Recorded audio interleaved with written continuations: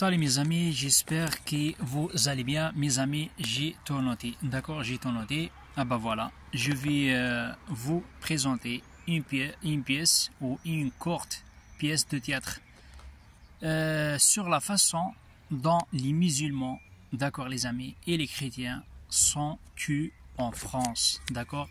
Pourquoi, pour quelle raison, pour quel motif? Pour découvrir tout ça, restez avec moi jusqu'à la fin.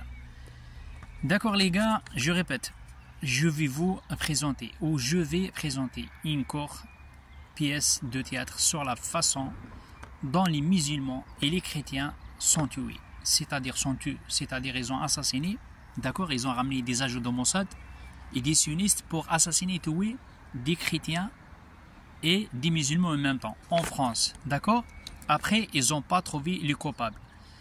Puis après, ensuite, s'ils ont trouvé les coupables, les terroristes, puis ils nous expliquent qu'ils sont malades mentaux, ils sont malades mentaux, comme l'histoire de Palmade, d'accord, et comme l'histoire de Olivier H. qui a tué Boubacar Allah yarhamou. Ça c'est le message 1, 2. Message numéro 3. Et aussi, pourquoi certains juges corrompus ils défendent la mafia qui dirige la France, c'est-à-dire la mafia c'est Emmanuel Macron et Bruno Retailleau et la clique et la mafia. Et pourquoi ils empêchent les manifestants qui veulent soutenir ou soutiennent le peuple palestinien opprimé. D'accord? Message numéro 5. Et pourquoi y a-t-il, les gars, une guerre sioniste, sale guerre sioniste en France contre nos frères et sœurs catholiques, chrétiens, musulmans? D'accord? Et après, qui dirige la France? Est-ce que Emmanuel Macron? Est-ce que c'est les sionistes? Est-ce que c'est Netanyahou? Est-ce que c'est des gens puissants? On sait très bien, on sait très bien que ce n'est pas Emmanuel Macron. Numéro 7. Pourquoi tous ceux qui soutiennent la Palestine en France et le peuple palestinien en France et en Liban et la paix, d'accord, sont-ils accusés de terroristes et barbares, comme dans l'affaire de monsieur et mon frère et mon collègue Ismaël Boujougada? Franchement, c'est grave honteux. Ismaël, c'est pas un terroriste, c'est un homme de paix. Numéro 10. Et ceux qui tuent des musulmans, je répète, hein, ils ont dit quoi? Sont malades mentaux et malades mentaux. Comme l'histoire de Olivier H. Il a assassiné Boubacar, il a donné 57 cotons. Après, ils ont entré à expliquer nous comme quoi c'est des malades mentaux. C'est pas la première fois, c'est pas la deuxième fois et c'est pas la dernière fois. D'accord? Et comme l'affaire de Olivier H. j'ai dit, sioniste de merde qui travaille avec le Mossad. Message numéro 12. Qui derrière? C'est ça la question. Posez les bonnes questions, trouvez les bonnes réponses. Qui derrière tous ces problèmes de merde? Est-ce que c'est Netanyahou en France? Est-ce que c'est Bruno Retailleau? Est-ce que c'est des collègues de Bruno Retailleau? Je sais pas. Allah ici, Allahu alam. Numéro 13. Pourquoi la justice française défend elle, le tueur et le terroriste et le vagabond et le cassos et le terroriste lâche, d'accord, Olivier H. qui l'a tué Boubacar Allah yarhamou et gratuitement dans la mosquée? Pourquoi? Parce que madame la procureure, ce qu'elle a dit, c'est grave honteux. Hein. Elle a dit, il ne faut pas reconnaître comme un acte de terroriste. Pourtant, il a donné 57 coteaux. D'accord? Et eux même temps, la justice corrompue, la justice de merde, d'accord, elle a condamné Ismaël Boujougada uniquement parce qu'il a dit Netanyahou arrêter assassiner des enfants gratuits parce qu'il demande la paix, d'accord. Et comme l'affaire de Hinda aussi, ils ont condamné 2 mois de prison pour rien, en vain. Les Arabes ont dit ferreh. Message numéro 12, message numéro 13. Je répète, pourquoi la justice défend elle le tueur terroriste Olivier H. qui a tué Boubacar Allah yarhamou. Message numéro 14, et ça c'est très important les gars. Et eux, en même temps, la justice emprisonne-t-elle injustement? Oui, injustement, les gars. Il y a la justice, oui, il n'y a pas de justice. Injustement, Ismaël Boujougada. Ismaël Boujougada, c'est un homme de paix, d'accord? Car il défend le peuple palestinien. Car il dit la vérité, il dit la vérité. Car il a dit, Netanyahou, arrêtez la guerre à Gaza. Arrêtez la guerre à Palestine, arrêtez la guerre au Liban, arrêtez d'assassiner des gens gratuits. D'accord? Maintenant, quand j'ai fini mon message, je trouve un droit calme pour faire un peu le théâtre. Comment la justice, ça marche? Comment la justice, ça marche pas? Pour certaines personnes, ça marche, pour certaines personnes, ça marche pas pour certaines personnes. J'essaie de faire un peu le théâtre maintenant. Il n'y a pas de problème, on va trouver juste une place. Je sais que vous ne me croyez pas, mais après, c'est pas mon problème. Hein? D'accord. On va dire ça, c'est un tribunal. Ça, c'est pas un tribunal. Hein? Imaginez-vous, dans vos têtes, ça, c'est un tribunal derrière moi. C'est pas un tribunal, hein? Juste un peu théâtre. D'accord. On a rentré. Moi, je rentre. Ça, c'est monsieur le juge. Moi, je suis monsieur le juge. D'accord. Avec les lunettes comme ça. Un juge poré. D'accord. Le juge déjà, il ne fait pas casser la casquette. Attends, j'essaie de coiffer bien. Avec les lunettes. Ça, c'est monsieur le juge. 10 juges, 2 juges, 3 juges avec le juge, un procureur, les avocats, Ismaël Boujougada. Rentre. Oui. Présentez-vous après l'avocat de Ismaël Boujougada. Oui, monsieur le juge, vous savez, c'est Ismaël Boujougada. Il défend, comment il défend? Il défend la Palestine. C'est pas un terroriste, c'est une victime, etc., etc. Monsieur le juge, imagine, on est dans un tribunal là. Je te jure, ça marche comme ça, les gars. Monsieur le juge, lui, il défend juste le peuple palestinien opprimé, il défend la Palestine. C'est pas un terroriste, c'est pas ça, c'est pas ça. Le juge, il t'a laissé parler. Bla bla bla bla bla bla. Oui. Le juge, il parle pas comme ça, je sais, mais dans sa tête, parce qu'il a payé pour raconter la salade. Oui, pourquoi tu as défendu monsieur Ismaël Boujougada? Laisse-le la parole, oui. Est-ce que c'est possible de laisser la parole à monsieur juge Ismaël? Oui, bien sûr. C'est la loi. Oui, Ismaël Boujougada, vas-y, parle. Monsieur le juge, regardez les photos. Netanyahou, il a assassiné plus de 80 000 bébés et un enfant. Moi, je ne soutiens pas Hamas. Moi, j'ai dit juste la vérité. J'ai dit à un moment, il faut arrêter d'assassiner des gens gratuits, des enfants. Il a bombardé des mosquées. Regarde sur la télé, regardez des photos, regarde, on a des preuves. Regarde les gens, ils m'ont envoyé chaque fois. Regarde, ils m'ont menacé, menace de mort. 247 menaces de mort. Le Mossad, le juge. Attends. Il ne faut pas mélanger hein, le Mossad, les sionistes, ils tuent des gens. T'as reçu des menaces, t'as reçu ça. Oui, monsieur le juge, mais moi aussi, il m'a menacé. D'accord, moi, je défends la paix. Moi, je suis un homme politique. Ça n'a rien à voir avec Hamas. Il a laissé parler. Après, le juge, dans sa tête, c'est Bruno Retailleau. Il a payé, je ne sais pas moi. Ce qu'il dit, 2 ans de prison, 3 ans. Le juge, il peut faire comme il veut, les gars. D'accord, les juges en France, les procureurs en France, ils savent, c'est la vérité. Mais exprès, les gars, d'accord. Maintenant, l'histoire de Palmade. D'accord, on va condamner Ismaël Boujougada. D'accord, déjà, Ismaël Boujougada, renseignez-vous bien, il a même pas, son père, il a dit ça sur TikTok, il a même pas le droit de prendre un avocat. Ça, il s'appelle l'injustice. D'accord, maintenant, c'est l'affaire de Palmade. Ça, c'est l'affaire de Palmade. L'affaire de Palmade, parce que c'est un malade mental, toujours bourré, toujours drogué. Oui, monsieur le juge, il n'arrive même pas à parler comme Ismaël. Oui, monsieur le juge, moi j'ai trouvé une famille, j'ai demandé pardon, j'étais bourré, j'étais drogué, le héroïne, un peu de cocaïne. Et t'as fait quoi, monsieur Palmade? Oui, un peu de héroïne, un peu de cocaïne, un peu Jacques Daniel, un peu de pastis, un peu Zarevitch, j'ai tout mélangé, j'ai mal les couilles. Monsieur, attends, tu es dans un tribunal, il ne faut pas parler comme ça. Hein.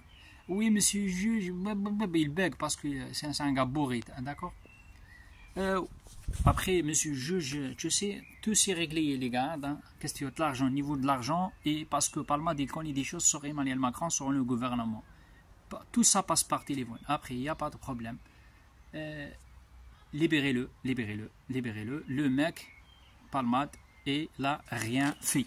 D'accord, Palmade, il n'a rien fait, libérez-le, c'est bon. Monsieur Palmade, c'est bon, calme-toi, tu n'erres pas, c'est bon. Tu peux faire c'est bon, vous êtes libre, tu peux rentrer chez toi, pas de problème, d'accord. Juste un bracelet électronique, 3 mois, d'accord. Tu rentres chez toi à la maison, d'accord. Caca gratuit, salope gratuit, pute gratuit. Le juge, il dit pas ça, les gars. J'ai dit dans sa tête. C'est bon, libéré. Le mec, il a tué une famille entière, une femme enceinte, ils ont libéré. Voilà. Et il ne prend comme 10 ans. Pourtant, ils ont condamné avant 5 ans de prison. Maintenant, l'histoire de Sarkozy. Sarkozy l'a tué Kadhafi. Sarkozy complice. Sarkozy, il a volé, je ne sais pas, 15 millions, là, je ne sais pas combien. Là aussi, la même chose. Trop d'argent, tout ça passe par téléphone. Après, il y a quoi le problème? Le problème, maintenant, les gars, les femmes de Sarkozy. Allez, Sarkozy, monsieur Sarkozy rentre. Ah ben, Sarkozy, il rentre. Sarkozy, il rentre. C'est quoi le problème de Sarkozy? Ah ben, la même chose qu'en Palmade. Oui, parce que Sarkozy, c'est un avocat aussi. Il ne faut pas oublier ça. Il connaît les lois. Hein. Il connaît les lois, il connaît des juges. C'est un ancien président aussi. Oui, monsieur Sarkozy, ce que tu as fait, oui, mais j'ai rien fait. J'ai rien fait, c'est pas moi quand j'étais au Kadhafi. C'est pas vrai, c'est des menteurs, c'est des menteurs. C'est pas vrai, c'est des jaloux, c'est des rajouts. L'Amérique, elle a tout, si elle a assassiné Kadhafi, moi je n'ai pas volé, moi je n'ai pas volé, monsieur juge, je n'ai pas volé. Uniquement 3 millions, 4 millions, 15 millions. Non, il faut dire 3 millions, 15 millions. La vérité, 7 millions, 7 millions. Ah ouais, oui, pas de problème. Allez, bracelet électronique comme l'affaire de Palmade. Ensuite, après, les amis, je peux faire le théâtre, hein, mais moi j'ai besoin 6 personnes avec moi. Un, il va habiller comme un avocat. Un, il va habiller comme un procureur. Un, il va habiller comme un policier, etc. Là, je peux, mais je n'ai pas les moyens, les gars. D'accord? Bref. Et mes potes, ils ont peur, ils ont timide. Il n'y a personne qui veut faire ça avec moi. Pas de problème. Bref, je m'en fous, moi. Je me tape. Après, l'histoire de... J'ai dit l'histoire de Sarkozy, c'est bon. Ils ont libéré. L'histoire de la merde là, de Palmade, ils ont libéré. Il y a quoi encore maintenant? Olivier H. Olivier H. Oui, monsieur Olivier H, t'as fait quoi? Écoute, monsieur juge, moi, j'ai rentré avec un coteau, j'ai donné 57 coteaux, j'ai donné 22 de coteaux, j'étais bourré, j'étais drogué. Après, l'avocat, il a réglé le problème avec monsieur juge, c'est bon, c'est bon, on va parler après, c'est bon. Le problème, c'est réglé, les gars. Monsieur juge, il touche l'argent. Je sais pas moi, ils ont payé pour raconter la salade aussi. Madame la procureure aussi, Madame la procureure de Nîmes. Oui, écoutez, comment s'appelle la mère de Olivier H? Oui, c'est pas reconnu comme un acte de terroriste. C'est pas reconnu comme un acte de barbare. Le mec, il a rentré. D'accord, le coton il est comme ça, les gars. Hein, d'accord, et il a donné uniquement 57 cotons. D'accord, pour reconnaître un gars, comme on dit en français, un terroriste, il faut 10 gens avec lui. D'accord, il faut 10 gens avec lui. Le code pénal, il dit ça. Le code civil, il dit ça. Non, madame la procureure, c'est un terroriste. Parce que le mec, il a rentré avec un coton comme ça, les gars. 2 cotons, un petit, un longueur, il est comme ça. 57 fois. Il a l'intention pour tuer. Je connais les lois, ça c'est premièrement. Deuxièmement, il n'est pas tout seul, il y a des gens avec lui pour assassiner Abou Bakr, d'accord? Et c'est des sionistes. Quand j'ai dit c'est des sionistes, d'accord? Il ne s'appelle pas Mohamed, etc., etc. Après, ils ont dit oui, c'est des immigrés. Oui, c'est des immigrés. Arrêtez, mentez les gens. Après, monsieur Jujo, c'est oui, monsieur Olivier H, c'est bon, problème c'est réglé. Tu peux partir à l'hôpital, malade mental, d'accord, c'est bon. C'est un malade mental, c'est pas reconnu comme un acte de terreur. Tu peux rentrer chez toi en bracelet électronique. Voilà, d'accord. L'affaire d'Abou Bakr, il fait la paix. Acte de terroriste. Olivier H, c'est pas acte de terroriste. La mère de Sarkozy qui a volé l'argent, qui est la complice pour tuer Kadhafi, c'est pas voleur. D'accord. Maintenant, l'affaire de Rachida Dati. Rachida Dati, les gars, on va imaginer tout ça, c'est de l'argent. On va dire, ça c'est des papiers, ça c'est de l'argent. 900 000 euros, 1 million. Rentrez Rachida Dati. Ouais, rentrez. Rachida Dati, t'as fait quoi, Rachida Dati? Monsieur juge, moi, je suis ministre. Et moi, j'ai pas volé l'argent. 900 000 euros, moi, j'ai pas volé l'argent. C'est une erreur. C'est bon. Problème, c'est réglé, madame Rachida Dati. Vous pouvez... Attends, parce que j'ai les lunettes en ce moment, je vois pas bien. Oui, t'as volé... Oui, attends. Oui... Donnez au moins 50 000 euros, c'est bon, le problème c'est réglé. Rachida Dati, elle n'a pas volé l'argent, c'est bon, problème c'est réglé. D'accord, parce qu'il s'appelle Rachida Dati, collègue de M. Bruno Retailleau. Maintenant les gars, on va parler pour rapidement, hein, on va parler pour l'histoire de quoi? Olivier H, c'est bon. Rachida Dati, c'est bon. Sarkozy, c'est bon. Ismaël Boudjougada, c'est bon. Maintenant, l'histoire de Madame Hinda. Mais Madame Hinda, je essaye de parler comme Hinda. Oui, les juges, vous êtes corrompus. Vous êtes corrompus.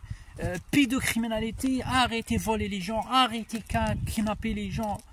Il y en a marre, il y en a marre. Il y a un moment, il faut stop voler les gens. Calme-toi, calmez-vous, madame, calmez-vous. Vous êtes dans un tribunal, madame.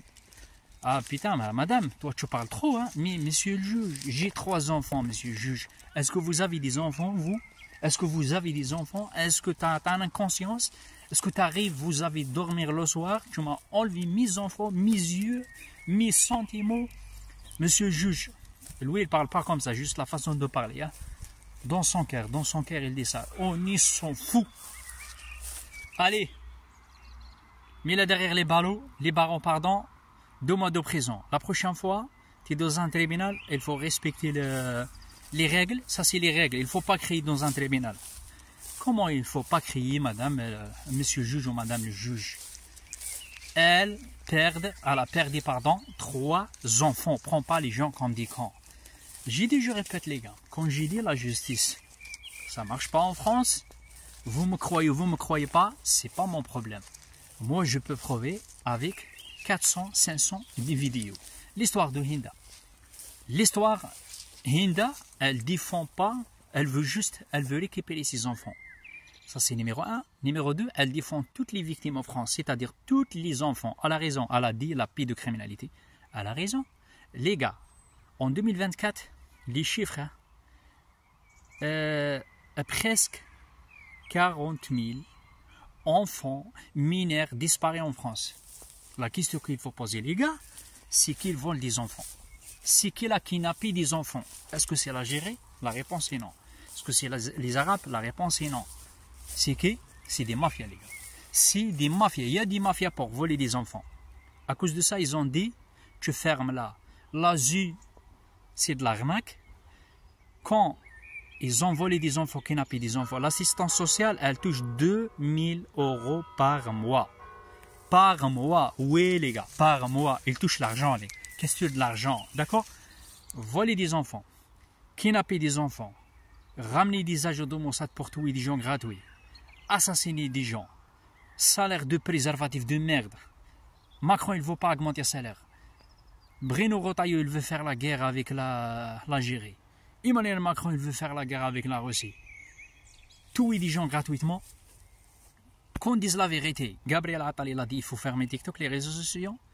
Les amis, combien de problèmes en France? Je veux pas, je suis là, je suis pas là pour raconter ma vie. Il y a 200 000 problèmes. La violence des policiers.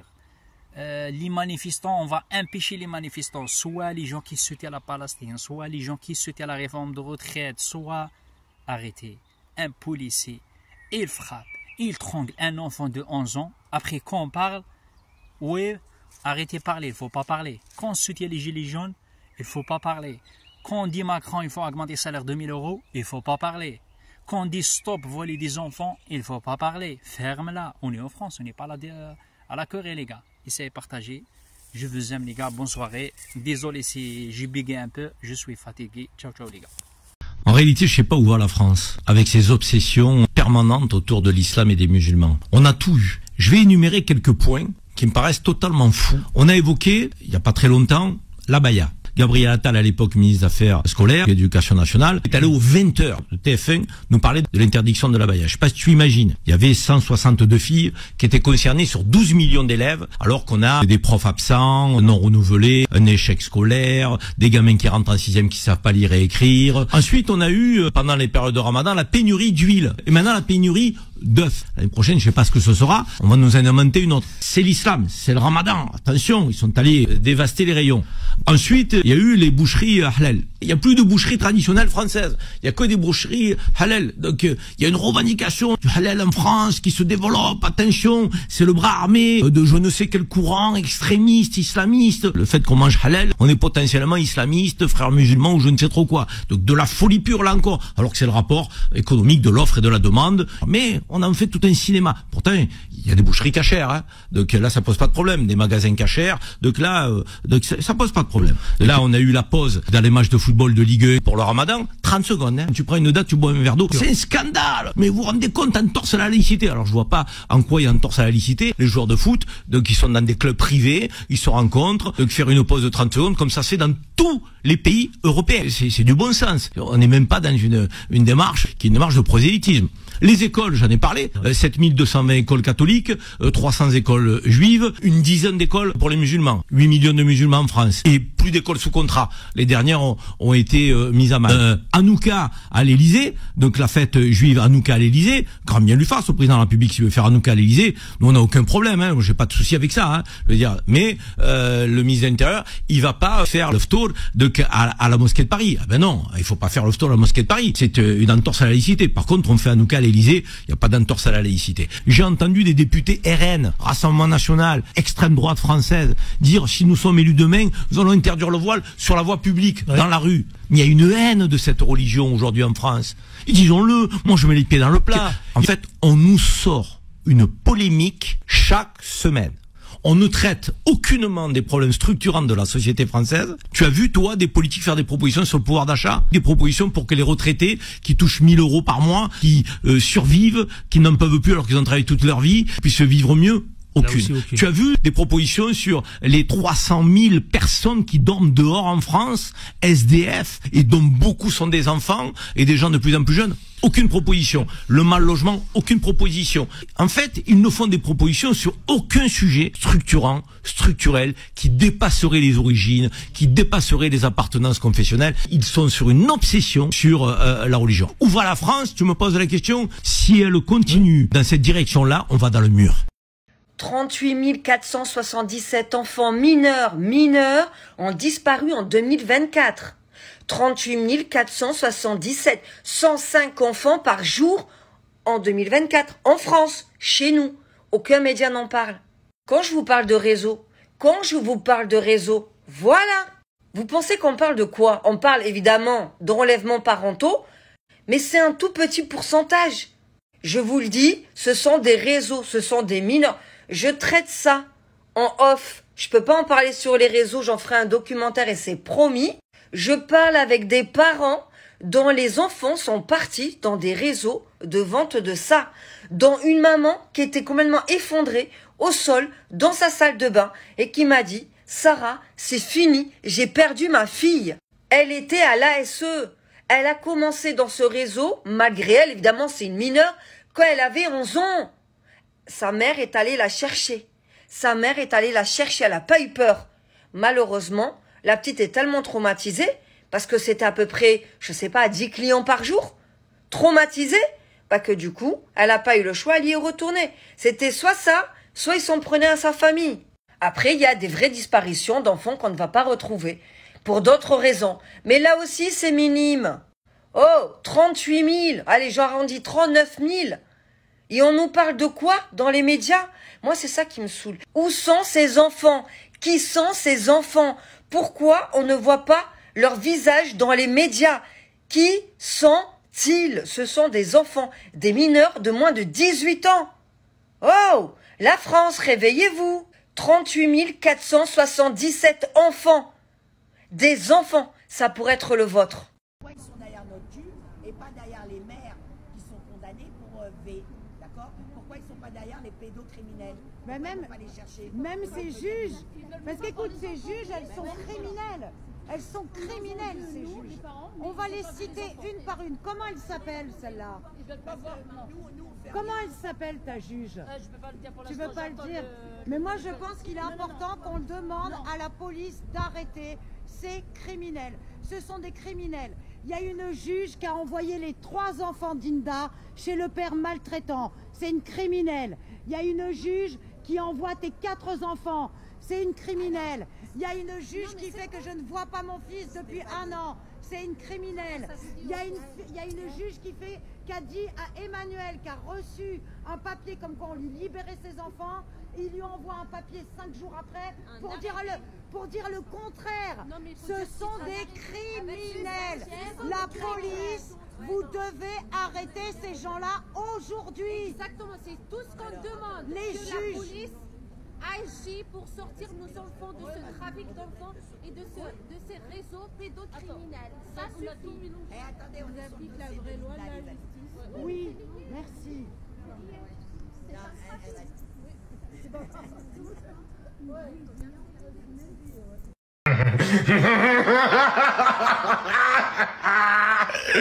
C'est une victoire, la la la la, Olivier, Olivier. Suite au meurtre d'Aboubacar, voilà qu'on vient de trouver une vidéo d'un jeune facho qui est en train de se réjouir de la mort d'Aboubacar Cissé et qui explique qu'un bon musulman, je cite, est un musulman mort. Aboubacar, un bon musulman. Un bon musulman est un musulman qui meurt. Conformément à l'article 40 du Code de procédure pénale, je saisis en ma qualité d'élu la procureure de la République de Paris concernant les propos qu'a tenus justement Jonathan. Et Jonathan, si tu passes sur cette vidéo, on a trouvé quelques informations te concernant et notamment ton employeur qui va être ravi de savoir à quel point tu ternis l'image de sa société. L'équipe, bien évidemment, je vous invite à partager un maximum cette vidéo. Elle doit faire un max de bruit, on ne laissera plus rien passer. Faire l'apologie de crime, c'est effectivement délictuel en France. Quand je dis que c'est délictuel, Jonathan, on parle de un petit peu moins de 10 ans de prison et une amende assez conséquente. À très bientôt. L'affaire Darmanin, ce sont deux histoires distinctes mais aux nombreuses similitudes. D'un côté, Gérald Darmanin a des relations sexuelles avec des femmes. De l'autre, il intervient politiquement pour les aider à obtenir des services. Une demande de logement pour l'une, le réexamen de son dossier judiciaire pour l'autre. Une question se pose, a-t-il obtenu des faveurs sexuelles en échange de son influence, réelle ou supposée, d'élu puis de ministre? Gérald Darmanin affirme que ces relations étaient parfaitement consenties. Sauf que les deux femmes livrent une toute autre version. Dans les deux affaires, elles estiment avoir été contraintes d'accepter la relation sexuelle pour obtenir ce dont elles avaient besoin, un courrier pour l'une, un logement pour l'autre. Elles l'ont d'ailleurs directement dit à Gérald Darmanin dans des SMS. Dans l'affaire Sophie Patterson, après une énième sollicitation de Gérald Darmanin, elle répond « Abuser de sa position, pour ma part c'est être un sale con. Surtout quand on est dans la peine, la politique te correspond bien. Quand on sait l'effort qu'il m'a fallu pour baiser avec toi, pour t'occuper de mon dossier. » Gérald Darmanin ne la contredit pas. « Tu as raison, je suis sans doute un sale con. Comment me faire pardonner ?» Aujourd'hui, on va parler de quelqu'un de très dangereux. Je parle de notre actuel ministre de l'Intérieur, Bruno Retailleau, et on va essayer de voir dans cette vidéo pourquoi il est le symbole de la fascisation en cours. Déjà, il veut tout dissoudre. Le syndicat de la magistrature, ça dégage, parce que sa copine de racisme, Marine Le Pen, peut pas se présenter en 2027, donc il est triste. Urgence Palestine, ça dégage aussi. 50 000 morts, c'est encore pas assez, donc il supprime les collectifs qui essayent de sauver ce qui reste à sauver à Gaza.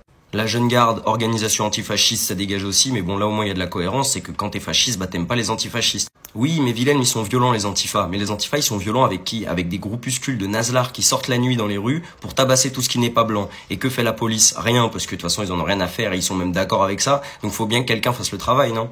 Ensuite, il a attaqué le voile, que ce soit le voile à la fac, le voile dans le sport, le voile dans les sorties scolaires. Il a même fini un discours où il était tout fier de lui avec un sourire dégueulasse en disant « Ah bah le voile ». Le mec est ministre de l'Intérieur et des cultes. Et pourtant, dès qu'il prend la parole, c'est pour vomir sa haine sur les musulmans. Il pourrait les dissoudre qu'il le ferait. Le problème, c'est que quand du soir au matin, tu présentes les musulmans comme des sous-citoyens, comme des gens qui régressent vers les origines ethniques, il a vraiment dit ça et c'est vraiment une dinguerie, bah à la fin, il y a un climat de méfiance, de violence qui s'instaure autour des musulmans parce que ta stratégie, elle a porté ses fruits. Et depuis qu'il est en poste, bah les agressions islamophobes, notamment sur les femmes, notamment les femmes qui portent le voile, ont explosé. C'est certainement un hasard. Jusqu'à ce qu'un drame se passe, Aboubacar, vous avez suivi, qui avait le malheur d'être musulman, s'est fait assassiner dans un attentat islamophobe dans une mosquée. Retailleau, évidemment, il en a rien à foutre, voire même pire que ça, il l'assume, puisqu'il a refusé d'aller prendre contact avec la famille et de se rendre sur les lieux. Puis il s'est ensuite justifié en interview en disant que vu que la famille est d'origine d'Afrique noire, je sais pas quoi, elle était pas trouvable. C'est encore une dinguerie parce que non seulement c'est archi raciste, mais en plus c'est complètement faux. Quand t'es ministre de l'Intérieur, tu trouves qui tu veux. Il y a même des députés qui sont allés les voir, la famille. D'ailleurs, dans sa première prise de parole, il a même pas mentionné le nom d'Aboubacar. Il a dit un individu musulman. Je préfère même pas commenter. Et quand il a été interrogé sur les plateaux qui sont en ce moment un peu plus humains que d'habitude et qui lui ont demandé pourquoi il y a eu ce crime raciste, il a dit ce n'est pas un crime raciste, c'est les conséquences d'une société multiculturelle. Sous-entendu, le problème du meurtre raciste n'est pas le racisme ou le meurtre, mais le fait que la France ne soit pas blanche. Et je lâche 2 secondes Bruno Gros Facho pour tirer une balle sur Yael Braun-Pivet, qui avait refusé au départ qu'il y ait une minute de silence dans l'Assemblée nationale. Pareil pour Gérard Larcher au Sénat, qui avait même dit ce n'est pas un événement important. Tout ça pour dire que l'islamophobie existe vraiment, on n'est pas fou. L'islamophobie existe et elle avance au rythme des discours racistes, que ce soit du RN jusqu'au ministre de Macron. Et aujourd'hui, elle tue à cause de mecs comme Retailleau qui continuent d'alimenter les discours racistes, les discours islamophobes. Et si on continue de dire que ça n'existe pas, on est complice. Faut dire par exemple que dans les plaintes qui sont déposées, on voit des enfants, et le plus jeune était en maternelle, qui se voit opposer un autre enfant de maternelle qui lui dit « je ne joue plus avec toi ». Donc ça, c'est totalement intolérable et on compte sur la société civile pour travailler avec nous sur la réparation de la société française qui est malade. S'il vous plaît les amis, dites-moi que c'est une blague ce qu'on vient d'entendre ensemble. Parce que là on parle d'un enfant de 5 ans qui est en maternelle. Comme quoi qui voulait pas jouer avec un autre enfant. Et on va déposer plainte justement contre un enfant de 5 ans. Ça veut dire c'est un coup il va passer au tribunal, il va avoir un bracelet. C'est un coup il va... Oh mais je suis choqué. Je sais pas si tu arrives à imaginer un enfant de 5 ans. Tout ça parce qu'il voulait pas jouer avec son camarade d'école. Comment se fait-il ? On parle d'enfants là. Un enfant n'est pas conscient de ce qu'il fait. Pourquoi s'attaquer à des enfants de 5 ans ? Ah mais là, je suis choqué. Et c'est pas pour dire, hein, mais nous sommes arrivés dans un monde où le monde vraiment il part en sucette. Hein. Ah mais c'est abusé quand même. Ça se trouve, l'enfant de 5 ans, il doit mettre des couches encore. Ça se trouve, il doit faire pipi au lit. Tu vois ? Ça se trouve. Va savoir. Après, je sais pas, tu vois ? Mais à cette allure-là, c'est un coup, on va déposer plainte contre un arbre qui donne des fruits. Et c'est un coup, on va déposer plainte contre cet arbre parce qu'il donne pas des fruits. Non, mais je sais pas si tu imagines au point où nous sommes arrivés, quoi. Ouais, mais c'est hallucinant. Je sais pas si vous vous rendez compte. Tout ça parce qu'il a pas voulu jouer avec son camarade de classe. Ça veut dire quoi, ça ? Il est antisémite ? C'est juste une question que je suis en train de poser, là. Parce que là, on parle d'un enfant de 5 ans. Hein. Et un enfant de 5 ans, il sait pas ce qu'il fait. Hein. Mais vraiment pas du tout ce qu'il fait. Hein. Souvent, t'as perdu un œil. J'ai pas perdu un œil. On me l'a crevé. L'État français m'a crevé un œil par le biais de la police. Pourquoi dans un pays comme la France où en cours d'éducation civique on nous a appris les préceptes des Lumières, de la liberté, de la mère patrie des droits de l'homme, où on nous a dit si un jour tu as un problème tu as le droit de le dire, de revendiquer, et le jour où on a levé la main en disant qu'il y a un problème, la seule chose qu'on a mérité d'avoir c'est de recevoir une bastos dans l'œil, d'avoir une main arrachée, d'avoir des gens en prison, d'avoir des gens verbalisés, des gens qui ont peur simplement d'aller en manif à la vision d'un policier avec un tonfa ou avec une grenade.